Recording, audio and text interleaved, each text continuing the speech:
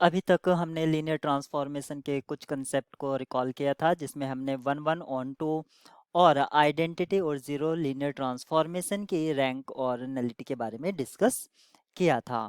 अब हम linear transformation के कुछ रिजल्ट्स को और रिकॉल कर लेते हैं।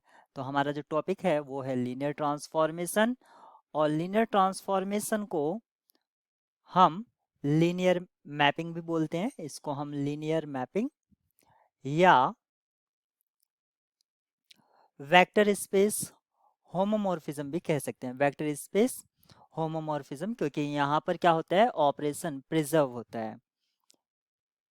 और लीनियर ट्रांसफॉर्मेशन के लिए सबसे इम्पोर्टेंट बात ये होती है कि डोमेन और कोडोमेन का जो वेक्टर स्पेस होता है ओवर सेम फील्ड होना चाहिए, अदरवाइज स्केलर मल्टीप्लिकेशन की प्रॉपर्टी फेल हो जाती है। ओवर सेम फील्ड ये होना चाहिए। अब कोई लीनियर ट्रांसफॉर्मेशन है या नहीं, तो उसको हमें कैसे चेक करना है। एक तो हमारे पास सिंपल सा प्रोसेस है, जिसको हम one step linear transformation test भी कह सकते हैं। किस तरह से, T of C U plus V equals to C T U plus T V.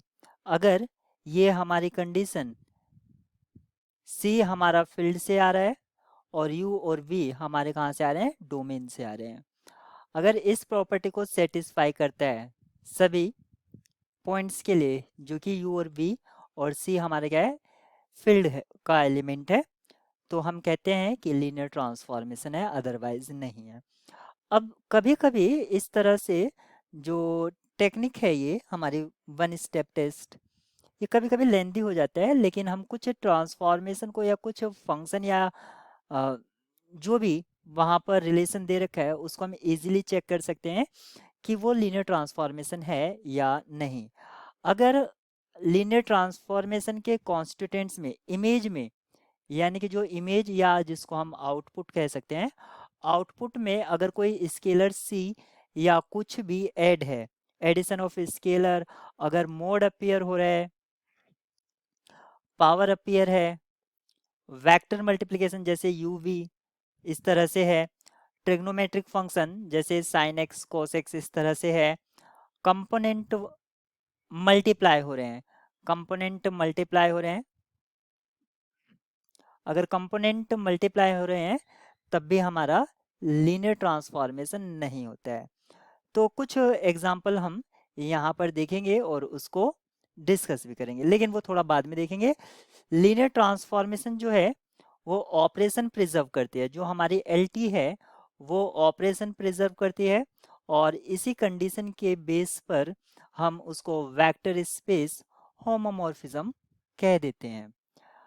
अगर linear transformation one one and onto है एंड प्रिजर्व वन वन है, साथ ही साथ ऑन टू है और ऑपरेशन प्रिजर्व कर रही है, यानी कि होमोमॉर्फिज्म भी है, इस केस में हम क्या बोल देते हैं, आइसोमॉर्फिज्म।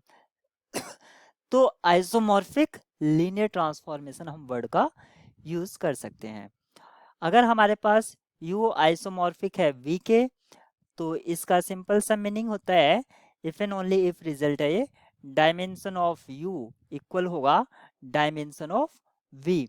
लेकिन यहाँ पर ये फाइनाइट डायमेंशनल वेक्टर स्पेस के लिए ही ट्रू है। अभी तक हमने कुछ रिजल्ट्स करे थे, अब हम कुछ रिजल्ट्स को और रिकॉल करते हैं। जैसे कि हमारा जो पहला रिजल्ट है वो क्या है, every N dimensional, every N dimensional vector space U F, ये जो है U F to F N, ठीक है, every N dimensional vector space U F to F N,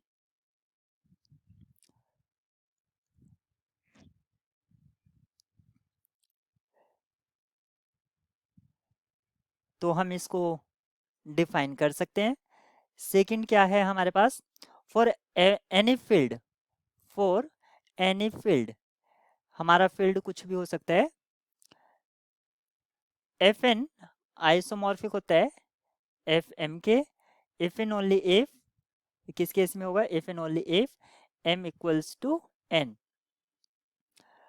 जब हम लीनियर ट्रांसफॉर्मेशन के लिए मैट्रिक्स रिप्रेजेंटेशन बनाते हैं तो उसका कुछ साइज होता है। तो अगर स्क्वायर है तब तो कोई प्रॉब्लम नहीं है, लेकिन अगर रेक्टेंगुलर मैट्रिक्स हमें ऑब्टेन्ड हो रहा है तो 1 1 के लिए जो पाइवोट एलिमेंट हैं, 1 1 हम किससे चेक करते हैं? इमेज से। और इमेज को हम नॉर्मली किस तरह से लिखते हैं? Column wise. तो ईच कॉलम में, हर एक कॉलम में क्या होना चाहिए? पाइवोट होना चाहिए। और ऑन टू के लिए हम प्री इमेज देखते हैं, इसलिए जो पाइवोट है वो हर एक रो में, ईच रो में, ईच रो में क्या होना चाहिए? आपका पाइवोट होना चाहिए, पाइवोट एलिमेंट। तो इस तरह से हम लीनियर ट्रांसफॉर्मेशन के, सॉरी, मैट्रिक्स रिप्रेजेंटेशन से हम ये पता कर सकते हैं कि वो 1 1 या ऑन टू है या नहीं।